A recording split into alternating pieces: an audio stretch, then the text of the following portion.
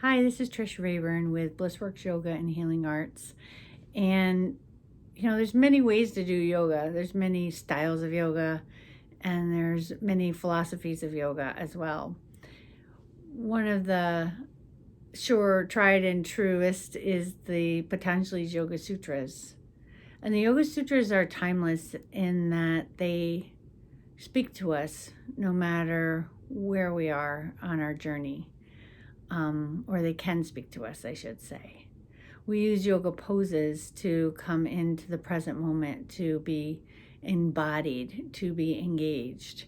And as we grow in yoga practice, becomes hopefully a curiosity to learn more about ourselves ultimately.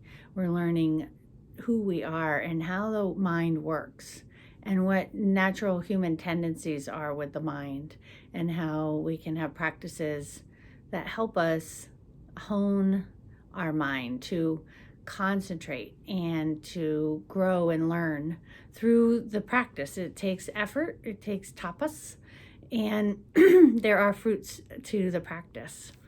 Excuse me. Clarke and I are leading a 4-part Yoga Sutra series starting in November. It'll be the first Saturdays of the month.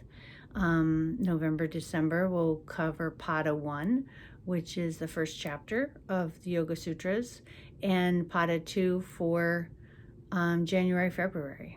You can sign up for one or all of the courses, which will include asana practice, discussion, and as well as meditation practices as a group. They will be online, available to everybody. So tell your friends, and I hope to see you there for some deeper practices. Namaste.